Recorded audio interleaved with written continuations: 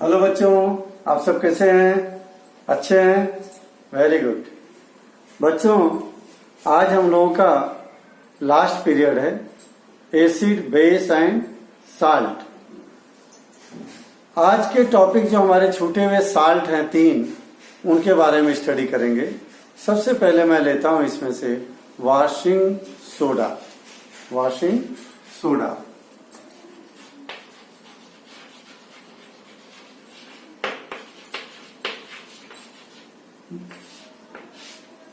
Formula है इसका Na2CO3.10H2O. Dot 10H2O means 10 water molecule are attached with the each molecule of sodium carbonate.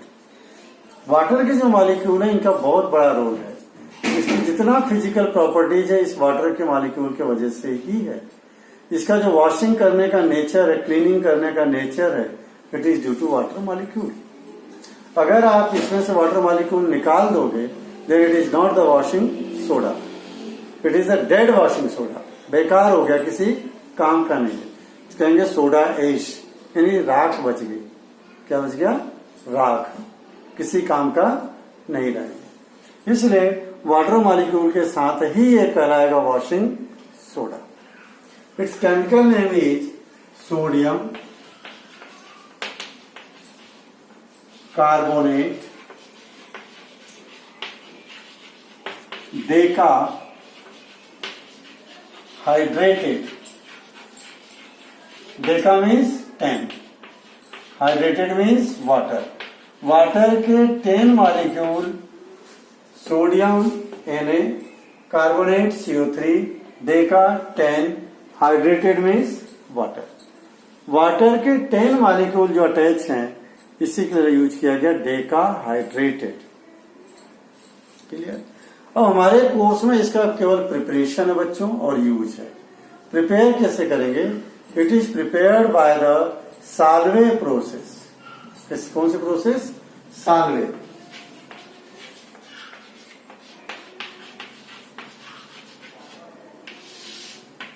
Salve process में क्या करेंगे? First will take the brine. Brine means NaCl plus H2O, समुद्र का पानी। Actual में real में ब्राइन मीन्स क्या होता है?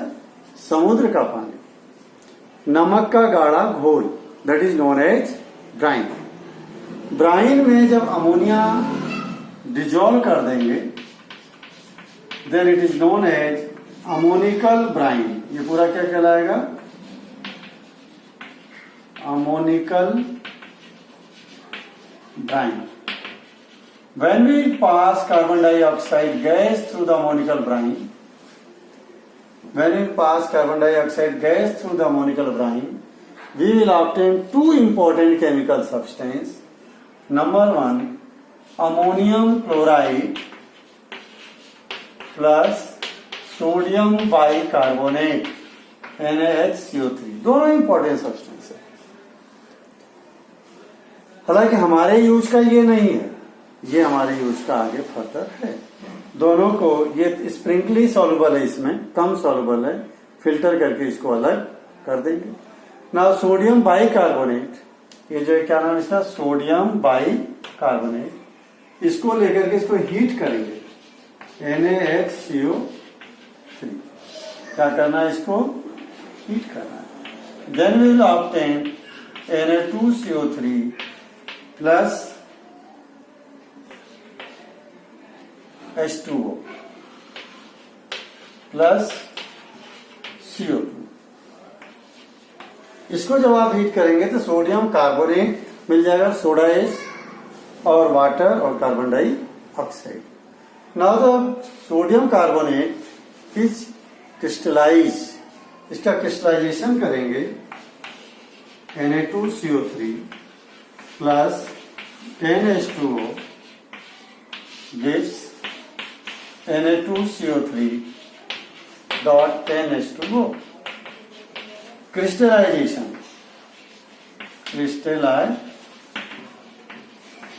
क्रिस्टलाइजेशन में क्या करेंगे बच्चों? इसको सोडियम कार्बोनेट को पानी में डिजोल्व करके सेचुरेटेड सॉल्यूशन प्रिपेयर कर लेंगे।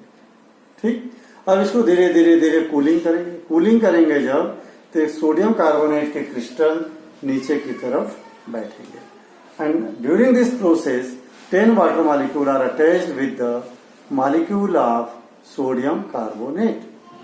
इस तरह से हमको मिल जाता है washing soda.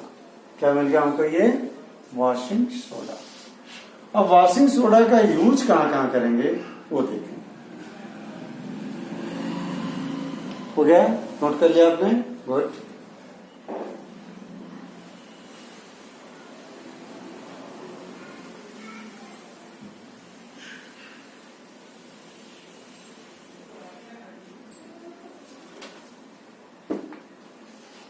Uses of washing soda. Number 1, it is used for washing purpose.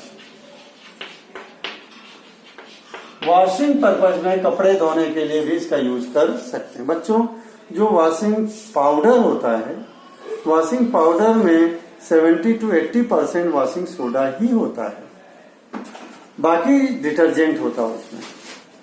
ठीक है, जिस वॉशिंग सोडा में डिटर्जेंट की मात्रा जितनी ज्यादा होगी वो वॉशिंग सोडा उतना महंगा, वो वॉशिंग पाउडर उतना महंगा होगा। तो इसका यूज कहां कर रहे हैं? वॉशिंग पर्पज के लिए। Number 2, it is use to remove permanent hardness of water। Water का परमानेंट हार्डनेस को रिमूव करने में भी काम में आता है। तीसरा, it is used in glass and cement industry. Glass और सीमेंट इंडस्ट्री में भी वॉशिंग सोडा का यूज होता है। इसके अलावा it is use to prepare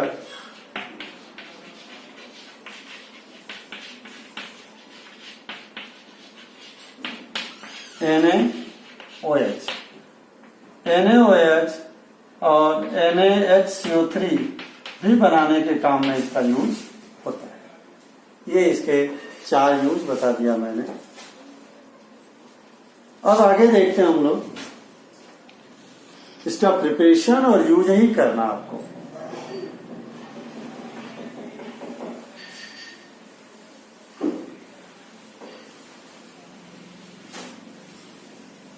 washing soda के बाद में बात आती है बेकिंग सोडा।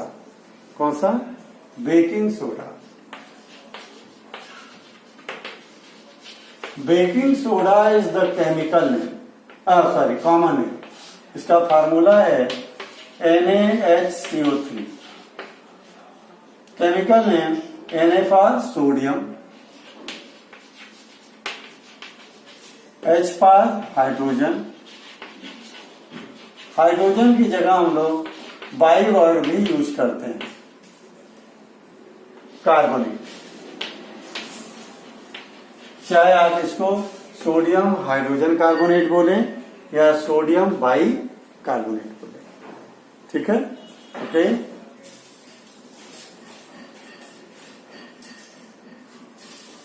बच्चों, अब इसका यूज देखें। It is used as antacid, as antacid। Antacid का मतलब हो गया जब अगर हमारे पेट में एसिडिटी है। आपने यूनो का नाम सुना होगा, यूनो पीते हैं जब पेट में एसिडिटी होती है। तीनों में क्या है? यही होता है, बेकिंग सोडा। और हमारे घरों में भी बेकिंग सोडा यूज में आता है। हमारे घरों में भी बेकिंग सोडा यूज में आता है।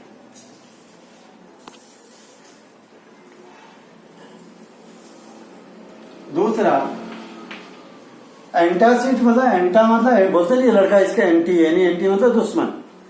तो ये एंटी है किसके? एसिड के, एसिड का दुश्मन। तो एंटासिड में दो केमिकल का नाम याद रखना बच्चों। एक मैंने बताया था पहले, milk of magnesia MgOH whole twice, जो डाइजीन में पीने को मैं देता डॉक्टर, और दूसरा ये बेकिंग सोडा। तीसरा दूसरा, it is used in bakery. Bakery में यूज होता है to prepare bread.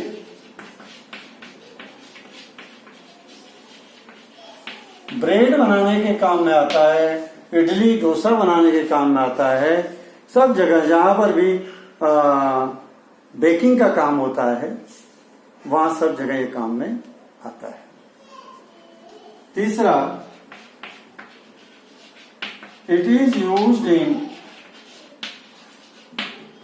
Fire extinguisher.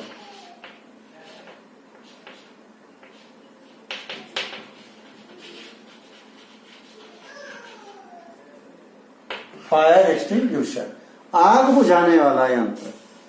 आग बुझाने वाले यंत्र में भी ये बेकिंग सोडा का यूज होता है। आग बुझाने वाले उसको बोलते हैं soda acid type fire extinguisher. उसमें दो चैम्बर होते हैं, एक चैम्बर में बेकिंग सोडा भरा रहता है, दूसरे में एसिड होता है। जैसे ही आग लगती है कहीं तो हम लोग एक नोब लगती है, नोब को दबाते हैं तो एसिड फटाफट बेकिंग सोडा पे गिरने लगता है। तो दोनों रिएक्शन करते हैं और कार्बन डाइऑक्साइड गैस प्रोड्यूस करते हैं। और वो जो कार्बन डाइऑक्साइड गैस है जहां भी आग लगी है वहां छोड़ते हैं। अब कार्बन डाइऑक्साइड में आग बुझाने का काम करती है। कैसे भाई? आग बुझाने का काम कैसे कार्बन डाइऑक्साइड करती है? तो ध्यान देना कि कार्बन डाइऑक्साइड कैसे आग बुझाती है। Carbon dioxide is heavier than air, हवा से भारी है। तो जैसे लकड़ी में आग जल रही है तो हम फट से CO2 छोड़ेंगे, लकड़ी के पूरे सरफेस को CO2 कवर कर लेगी। It will cut off the supply of oxygen to the fuel.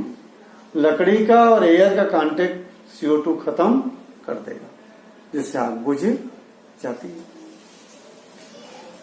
तो it is use in fire extinguisher. Fire extinguisher में क्या क्या यूज हो रहा है? एक तो बेकिंग सोडा, दूसरा सल्फ्यूरिक एसिड। ये दोनों रिएक्शन करके कौन सी गैस देंगे? CO2। और गैस CO2 ही कौन क्या बुझाएगी? आग को बुझाएगी। बच्चों इसके ये 3 यूज हो गए। एक चीज यहां मैं बताना चाहूंगा बड़ा इंपॉर्टेंट इसके बारे में।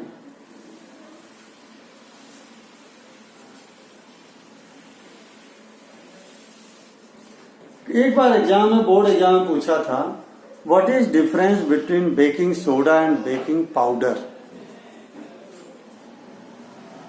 Baking soda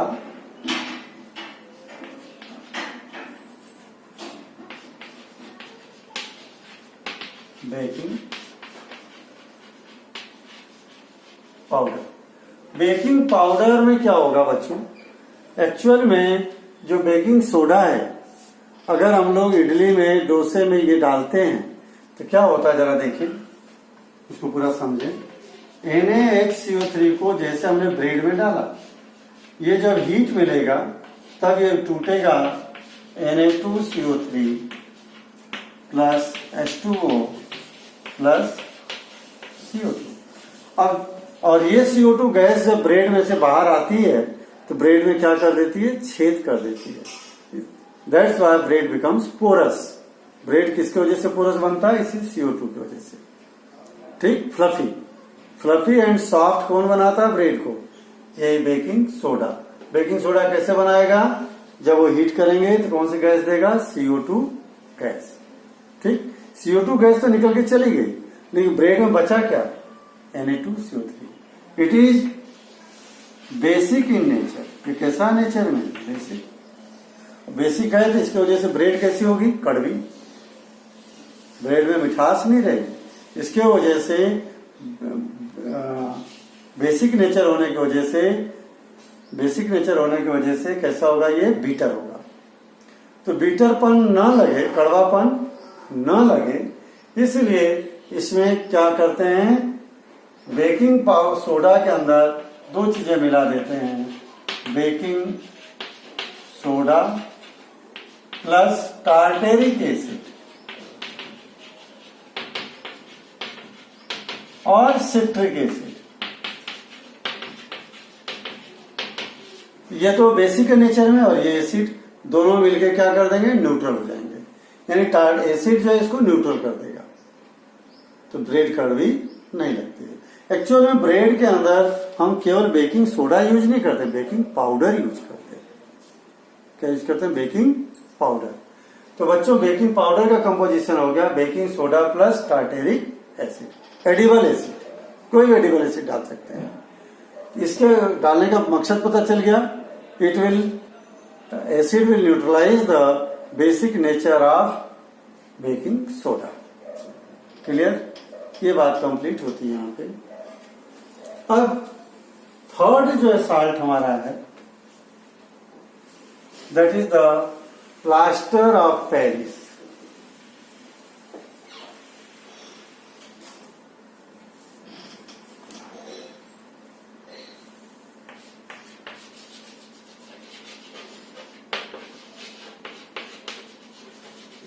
plaster of Paris, इसका जो फार्मूला है बच्चों प्लास्टर ऑफ पेरिस का, CaSO4 हाफ H2O, जनरली ये लिखा जाता है। लेकिन आपको मैं रियल और सच्ची बात बता दूं, कहीं भी पर भी केमिस्ट्री में हाफ मॉलिक्यूल का कोई अस्तित्व नहीं है, कहीं पर भी हाफ मॉलिक्यूल होता नहीं है। फिर हमने क्यों लिखा यहां पे,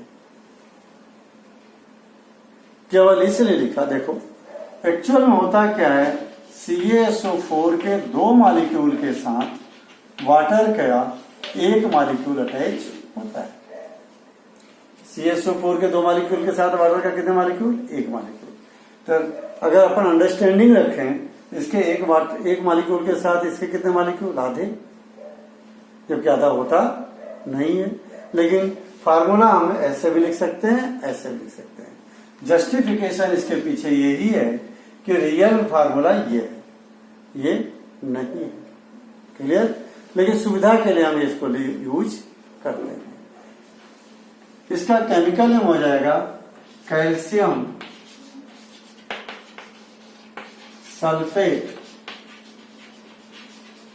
हेमी हाइड्रेटेड। हेमी मतलब हाफ, हेमी मतलब हाफ। वाटर के आधे मॉलिक्यूल हैं हेमी हाइड्रेटेड, वाटर का आधा मॉलिक्यूल, इसलिए इसको लिखते हैं हम लोग कैल्शियम सल्फेट हेमी हाइड्रेटेड। ये इसका केमिकल नेम हो गया और ये इसका फार्मूला। अब देखते हैं इसका प्रिपरेशन कैसे होता है। प्रिपरेशन भी इसको करने के लिए पेरिस में एक पत्थर मिलता, शुरुआत में तो अब सब जगह मिलता, सबका पता चल गया, लेकिन स्टार्ट में जब इसका इन्वेंशन हुआ था, खोज डिस्कवरी हुई थी, तो पेरिस में एक स्टोन हार्ड मिलता था जिसको कहते थे जिप्सम। क्या कहते थे, जिप्सम। उसका फार्मूला CaSO4 2H2, वाटर के दो मॉलिक्यूल, इसका नाम था जिप्सम। कैल्शियम सल्फेट डाइहाइड्रेटेड, डाई मतलब दो, पानी के दो मॉलिक्यूल। जब इसको हम हीट करते हैं 100 डिग्री सेल्सियस, केल्विन में लेंगे तो 273 प्लस कर दीजिए, यानी 373 केल्विन। इतने डिग्री पे हीट करने से इसके 1.5 मॉलिक्यूल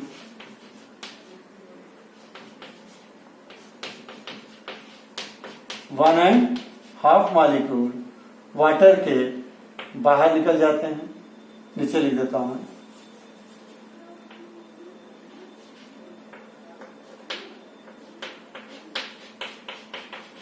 ये ठीक है, ये बाहर आ गए इतने वाटर के मॉलिक्यूल, तो ये हो गया, पूरे 2 मॉलिक्यूल हो गए। ये जैसे ये मॉलिक्यूल 1.5 मॉलिक्यूल बाहर निकलते हैं तभी ये पाउडर फॉर्म में हमको मिल जाता है पीओपी, प्लास्टर ऑफ पेरिस।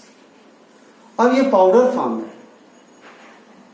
बच्चों, ये रिवर्स रिएक्शन होती है।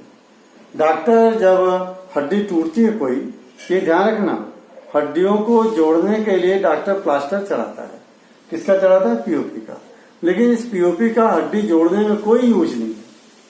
करता क्या है ये केवल, जैसे मान लो जब दो हड्डी टूटती हैं, मतलब एक हड्डी टूटी, ये मान लो यहां से टूटी तो ऐसे हो गई, अब बोन एक के ऊपर एक चढ़ गई, ठीक, तो डॉक्टर क्या करता है, इसको खींच के सीधा करके आमने सामने कर देता है और ये वापस इसी पोजीशन में रहे और जुड़ जाए, इसके लिए ऊपर से हमारे जो है इसकी लेयर चढ़ा देता है, तो यह सख्त हार्ड हो जाती है, इसको हिलने डुलने नहीं देती।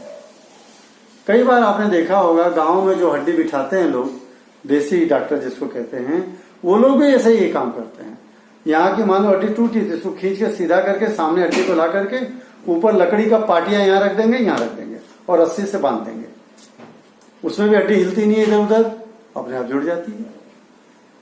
ठीक, वही काम जो लकड़ी का पाटिया करता है वही काम ये प्लास्टर ऑफ पेरिस करता है। ठीक है, इसका काम क्या है? It is use to set the fractured bone, set करने के काम आता है। जब आमने सामने हो गया तो बिखरेगा नहीं, सेटिंग बराबर रहेगी और हड्डी अपने आप जुड़ती है बिना किसी मेडिसिन के। बच्चों, होता क्या है, जब डॉक्टर प्लास्टर चढ़ाता है तो एक लेयर कपड़े की पट्टी की लपेटता है, फिर इसके बुरादे डालता है पीओपी के, फिर एक उसको लपेटता है, फिर बुरादे डालता है, उसके ऊपर पानी लगाता जाता है। जैसे ये पानी के कांटेक्ट में फिर से आएगा, देखें यहां देखें ठीक से, CaSO4 डॉट हाफ H2O, जैसे डॉक्टर पानी डालेगा ये पानी के 1.5 मॉलिक्यूल को एब्जॉर्ब करके it will become CaSO4 dot 2H2O, वापस जिप्सम बन गया, वापस जिप्सम बन गया। ठीक है,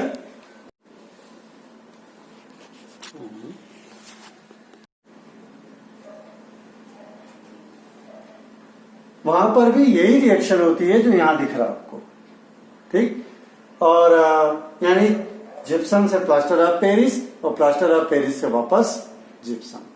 ये हो गई प्रिपरेशन के मेथड। ध्यान रखना, अगर आपने टेम्परेचर 100 से ऊपर कर दिया, एग्जाम आया हुआ question, what will happen if you will heat gypsum above 100 degree Celsius, तब क्या होगा? All water molecule will out, सारे पानी के मॉलिक्यूल निकल जाएंगे, only will obtain CaSO4, it is known as dead POP, मरा हुआ पीओपी। अब ये पानी डालने पर वापस जिप्सम बनेगा नहीं, इसमें क्या लिखेंगे? when we will heat above 100 degree Celsius, all water molecule will escape out and we obtain dead POP। Okay बच्चों, तो इससे यूज देख लें, यूज कहाँ कहाँ होता है।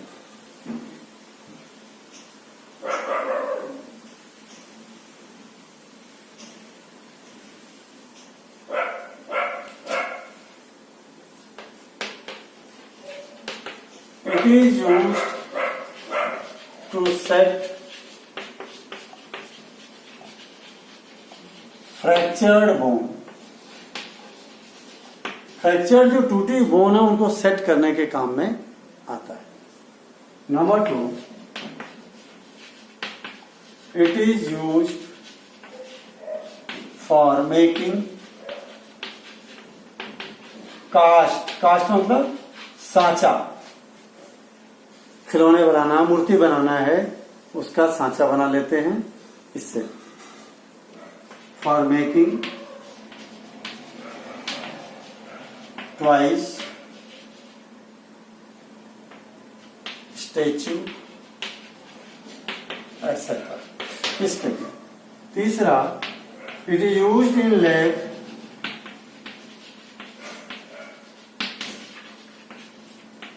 For airtight packing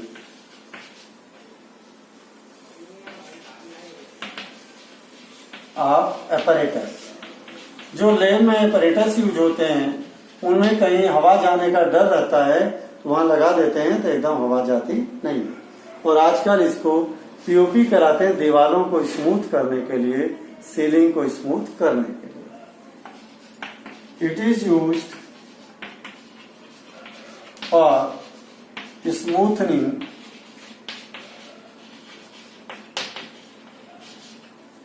wall. दीवारों को जो है स्मूथनिंग करने के काम में आता है, चिकना करने के लिए। ठीक है, ये हो गया बच्चों पीओपी का यूज। अब एक छोटा सा टॉपिक बचता है बच्चों हमारा,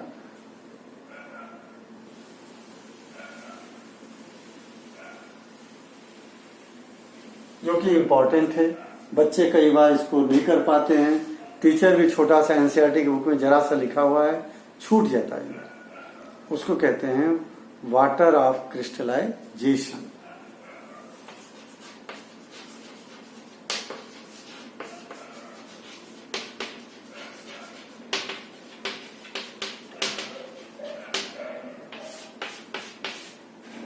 वाटर ऑफ क्रिस्टलाइजेशन का मतलब जब हम क्रिस्टल बनाते हैं, जैसे आपने देखा अभी वॉशिंग सोडा का जो क्रिस्टल बन रहा था उसके साथ वाटर के 10 मॉलिक्यूल अटैच हो गए।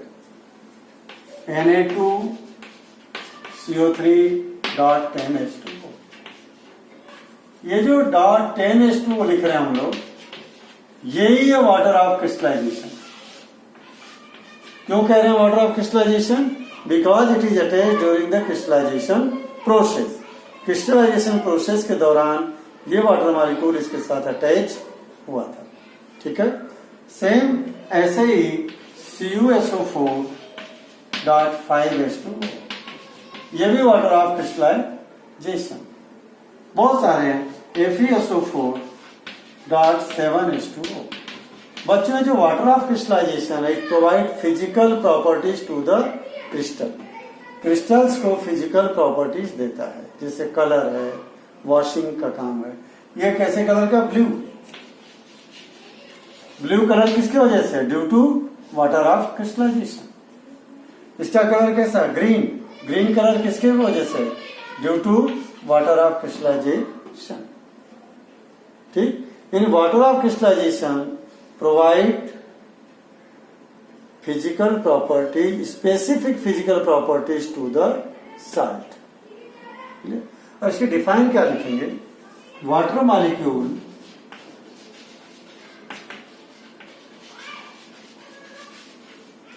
Attached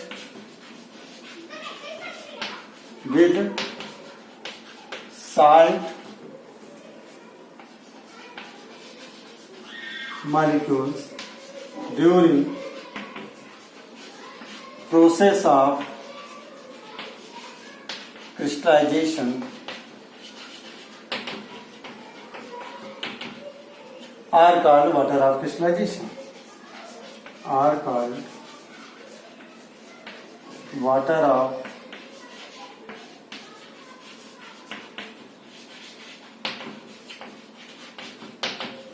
crystallisation. देखो इसका मीनिंग समझो, water molecule attached with salt. ये जो वाटर के मॉलिक्यूल है जो साल्ट के साथ अटैच्ड होते हैं, कब? ड्यूरिंग प्रोसेस ऑफ क्रिस्टलाइजेशन, जब इसका क्रिस्टलाइजेशन करते हैं तब। Are called water of crystallization. They provide physical properties to the salt. इनका रोल क्या है? यही लिख देता हूं मैं।